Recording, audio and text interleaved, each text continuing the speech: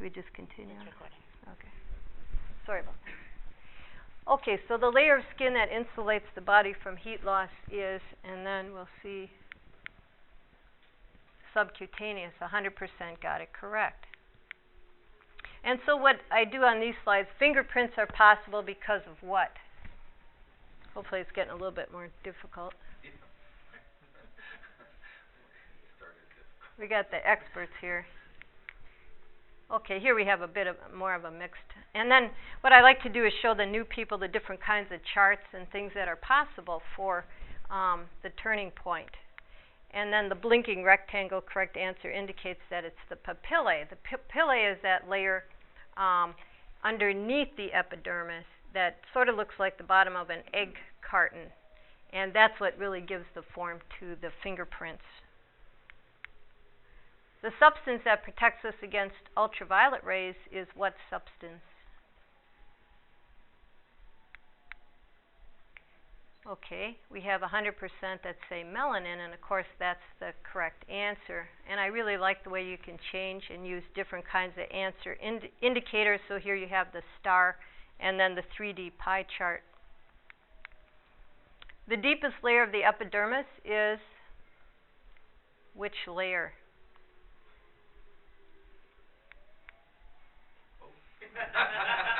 And here we have some uncertainty.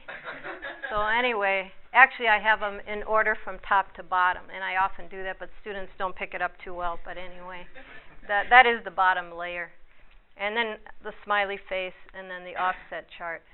How many types of glands are found in the skin? This one they mostly get wrong.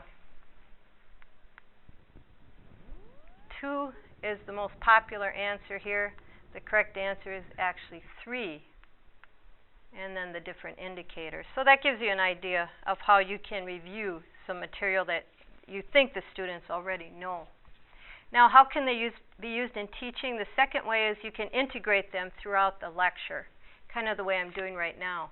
But, for example, I have the Alzheimer's lecture where I have it integrated into. And here I added, a little bit later in the semester, I add the response counter and the countdown because I try to move them through a little quicker on the slides. Otherwise, you're just waiting forever for them to all click in. So I begin the lecture talking about Alzheimer's, how it's the most common form of dementia. And then I say, Alzheimer's dementia affects a person's what? And then they get to select an answer. And here we've added the flag response counter and the candle countdown. And I find that I can't put this on until about a third to a half of the students have really clicked in. Otherwise, the 10 seconds really isn't enough to capture all the students. So I don't know, maybe you should make the countdown a little bit longer or something, but I find if I just wait till about half of them have clicked in, then I can put the counter on. But anyway, here we have social relationships. Do we have all of the above? Yes. That color. And that's correct. And then I can talk about how it is a degenerative disorder that does cause a marked decline in mental functioning, etc. And then they probably don't remember what degenerative means, so then I say degenerative means what? We go through a lot of medical terminology, and my students are young in nursing, so they don't really get it. So a lot of times I have to define words. So I have here the hourglass countdown and the liquid response counter. And 100% say it gets worse over time, which is correct. Dementia is a syndrome, and that's a cluster of problems, including cognitive decline and other symptoms.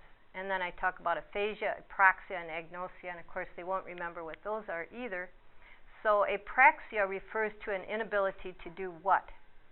And here I use the bubble response counter. The answer now is like a lightning bolt, and the ball drop countdown, which we've seen so much in the presentations yesterday.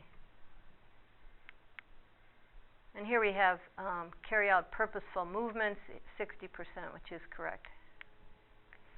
Risk factors for Alzheimer's include these things like family history, aluminum, mercury, or all of the above. So here we have the tube response counter, and then the clock, which I find I use the most often. The clock, I don't know, I like it the best. And here we have the correct answer being only family history. The other two reflect myths that are out there in society. But anyway, so then I talk about each one of those and why it was correct or not correct. So it's integrated into the lecture, because a lot of them do fall into the wrong things. Some of the current research is showing serious head injuries, cardiovascular disease, but it's an old wives' tale about aluminum, and that's no longer believed to be true. And then it's also an old wives' tale that silver dental fillings increase your risk. And then I talk about the Nun study, which is a big study for Alzheimer's, and it actually took place in Wisconsin, right near Milwaukee. Then the third way you can use clickers in teaching is as a review of the material that you just went over, and I use about 6 to 10 slides after each lecture or at the beginning of the next class if I ran out of time. But students really like this way. They think it's a good way to try to see if they listened and if they learned. And they also think that if you ask them these questions, that's what you're going to ask on the test. So they think this is the best way to use clickers. Also, you can use them to measure attitudes. And of course, we can attach names with the participant list, or we can leave it anonymous. And that's really nice if you're doing sensitive issues. So a lot of things with confidentiality, sensitivity, there's a lot of stuff in nursing that it could be very good not to create a participant list. And then the fifth way is to take attendance. I don't really use them to take attendance because I don't want them to think they're paying all that money for a clicker. But it's amazing how the students come up to you if they forget their clicker or something, and they say, well, just check your attendance sheet, I was there, and they insist they want the credit because they were there. So they ask me to prove that they were there using the clicker data, but that's not the way I use it. I circulate a sheet. The cost of the clickers, like I say, it would be kind of high just to justify to take attendance, so I really like to use them for enhancing their learning. And they do complain a lot, especially at the beginning of the semester, about the cost. Our bookstore is selling them for $48 new and $33 used, and they'll buy them back for $20 at the end. So at least they get something back. But what is it? I'm going to your store. They're less? That's way better than our bookstore. Really? I'm surprised because I thought it was kind of high. But we have 6,000 on campus. Yeah, that's a lot of demand. A lot of margin. I'm not sure how many. I hear you say that they were so high. Your number was high. It's ridiculous. Yeah. How much are they selling them for? 68 new. 68. Yeah. Wow.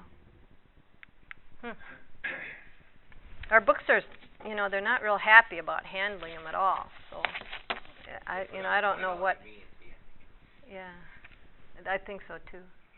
The sixth way you could use them is to give a quiz or an exam, but I haven't tried that yet. I'm not exactly sure because my students are so diverse, and I think some of them would go so quickly and get so bored, and the other ones still wouldn't have enough time. So for me, I think it's kind of difficult. I haven't figured out how to do that. And then the seventh way would be to determine whether or not they've done the readings. And this is used like when they're in a lab class and they have to do the readings to prepare to come to the lab and learn a skill or something, because for the skills it's really important that they read ahead of time. It's not so important in a lecture class, but it's really important in the lab so they know what they're doing and why they're doing it. So I think it could be useful in some classes.